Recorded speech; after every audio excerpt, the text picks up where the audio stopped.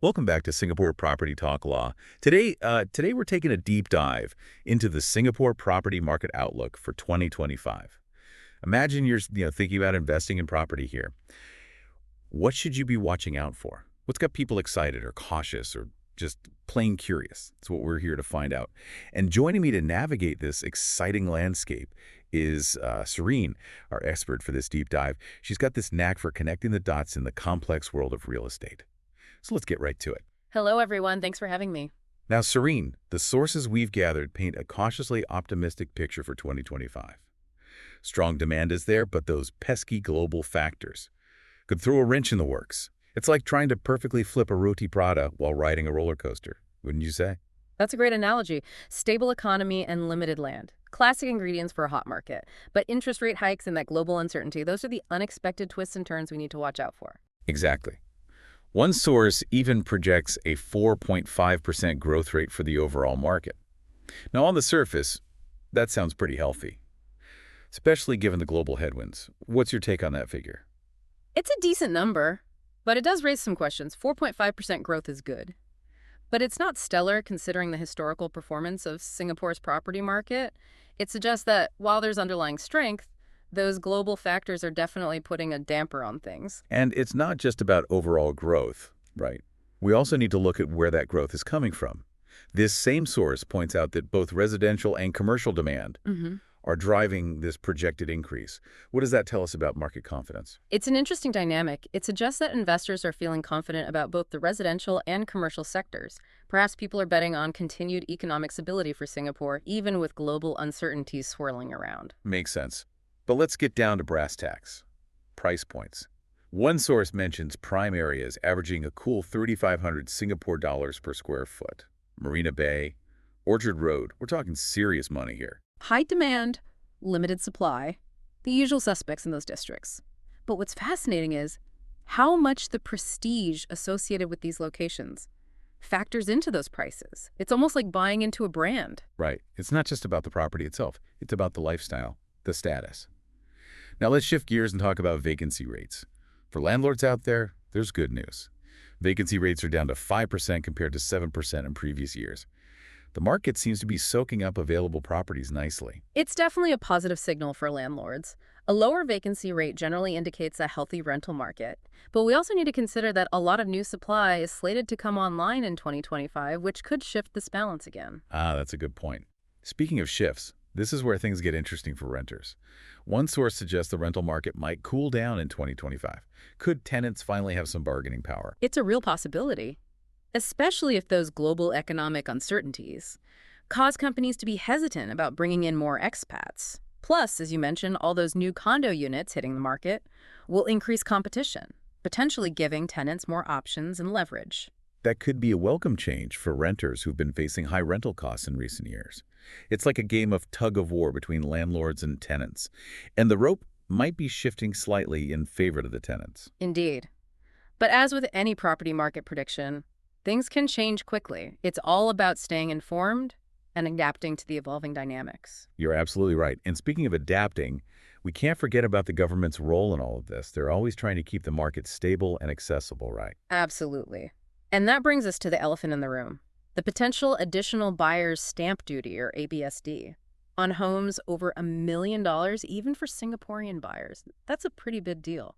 It would be a major shift in policy if they actually went through with it. It would definitely impact affordability and potentially cool down demand in certain segments of the market. That's right. If that happens, it could ripple through the entire market, from luxury condos to HDB upgraders. It highlights the government's commitment to balancing market growth with affordability. It's something all buyers and investors need to be aware of and factor into their decisions. Now, we've talked about some big picture trends, but I know our listeners are eager to hear about the exciting new projects hitting the market in 2025. Absolutely. There are a ton of new launches slated for 2025. Over 30 projects adding about 14,000 units. That's a lot of new inventory coming online. It is. And it's not just about quantity, it's about diversity too. We're seeing new projects across all segments of the market, from luxurious waterfront condos to family-friendly developments in the heartlands. There's something for everyone. Wow. Before we jump into specific names, I'd love to hear your thoughts on the trends we're seeing. in terms of location and property types, what's hot, what's not in the Singapore property landscape these days? Well, one trend that's really interesting is the resurgence of interest in the core central region, or CCR. For a while, it seemed like the CCR was losing some of its shine. But now, with global uncertainties and cooling measures kicking in, we're seeing a renewed interest from local buyers who are looking for that prime location and the prestige that comes with it. That's fascinating. So the CCR is making a comeback. Yes. And it's not just about status. Developers are also pricing their projects more competitively in the CCR, and there's less competition from foreign buyers. So for Singaporeans who have always dreamed of living in those prestigious districts, this could be their chance. It's like a window of opportunity is opening up. That's great news for those who have their hearts set on those prime districts. It is. But of course, the CCR isn't for everyone. For those who prefer a little more peace and quiet, a little more space, the rest of Central Region and outside Central Region still have a lot to offer. That's right. The RCR and OCR, or as we like to call them, the Heartlands, are known for their strong community vibes, great food, and more affordable price points. Exactly. And what's exciting is that the RCR and OCR are becoming increasingly well-connected, with new MRT lines and amenities popping up everywhere, so you can enjoy a more relaxed lifestyle without sacrificing convenience. It's all about that balance, right? Yeah. Convenience and a sense of community. Now, are there any specific projects in these regions that you're particularly excited about? Oh, there are so many. In the CCR, one project that's generating a lot of buzz is Aurea, a stunning 45-story residential tower that's part of the Golden Mile Singapore mixed-use development on Beach Road. Aurea. That name sounds familiar. It's linked to the conserved former Golden Mile complex, which is a bit of an architectural icon in Singapore. The developers are really going all out to create a unique blend of heritage and modernity. I can see why people are excited about that. It's not every day you get to live in a piece of history, Mm. but with all the modern amenities. Exactly. And it's not just about the building itself. Aurea also boasts a prime location near Bugis and the city center, with easy access to public transport and all the amenities you could ask for. It sounds like a fantastic option for those who want to be in the heart of the action. Now, what about the RCR? Any hidden gems there? Oh, tons. One project that's caught my eye is a 680-unit private condo at Holland Drive, developed by a consortium of big names like Capital Land, UOL Group, and Singapore Land Group. Holland Drive, that's a lovely area. It's known for its laid-back vibe, great food options, and proximity to Holland Village, which is a popular spot for both locals and expats. Exactly. It's got that perfect blend of convenience and tranquility. Plus, with its close proximity to the Holland Village MRT station on the Circle Line, getting around is a breeze. So for families or those who value a more relaxed lifestyle, but still want to be connected to the city, that sounds like a great option. Now let's venture further out to the OCR. Any standout projects there? Absolutely. One that I'm personally excited about is Parktown Residences, a mega development with 11,193 residential units in Tampines. Tampines, that's a true heartland neighborhood. It's known for its parks, schools, and affordable housing options. It is, and Parktown Residences is taking it to a whole new level. It's part of a massive integrated mixed-use project that includes a shopping mall, a hawker center, a community club, and even a transport hub with a bus interchange and a direct link to the future Tampines North MRT station on the Christ Island line. Wow. That sounds like a self-contained mini-city. It is. For residents, it means having everything they need right at their doorstep. And it's not just about convenience. Parktown Residences is also being designed with sustainability in mind, with features like solar panels, rainwater harvesting, and lush landscaping. That's fantastic. It seems like sustainability is becoming a key consideration for both developers and buyers these days. It is. Buyers are more aware of their environmental footprint and are looking for homes that reflect their values. And developers are responding by incorporating eco-friendly features into their projects. It's a win-win for everyone. Absolutely. And speaking of trends, we've seen a lot of focus on new launches. But what about the resale market? Is it worth considering for those who are looking for more affordable options or a specific location? That's a great question. The resale market can be a good option for buyers who are looking for a bargain or have specific needs. You might be able to find a unit at a lower price per square foot compared to a brand new condo. But you also need to factor in potential renovation costs and the remaining leasehold on the property. So it's important to do your research and weigh the pros and cons carefully. Exactly. And don't be afraid to seek expert advice from a property agent who can help you navigate the complexities of the resale market. Speaking of expert advice, I know our listeners are keen to hear your insights on some long-term trends. and predictions for the Singapore property market. What does the crystal ball tell us? Well, predicting the future of any property market is always a challenge. But based on the data and the trends we're seeing, there are a few things we can expect. Okay, let's hear them. First off, the million-dollar question. Are property prices going to keep going up? Will we see a correction anytime soon? It's a question on everyone's mind. Most analysts seem to think that prices will continue to rise in the long term, but at a more moderate pace than in the past. Singapore's property market is known for its stability and resilience, thanks in part to the government's prudent policies. So no dramatic crashes or bubbles bursting. It's unlikely, at least not in the foreseeable future. But that doesn't mean the market will be stagnant. There will still be fluctuations, and certain segments of the market might perform better than others. So it's important to stay informed and be strategic with your investments. Now, are there any specific areas or neighborhoods that are poised for significant growth in the coming years? Oh, definitely. One area that's generating a lot of buzz is the Greater Southern Waterfront. It's a massive redevelopment project that's going to transform the southern coastline of Singapore. Yeah. We're talking about a 2,000-hectare area that will include new residential, commercial, and recreational spaces. Wow, that's ambitious. Sounds like they're building a whole new city down there. It's a game changer for Singapore. Imagine waterfront living, green spaces, and a vibrant mix of amenities all within easy reach of the city center. For investors, it represents a huge opportunity. We're talking about a long-term play.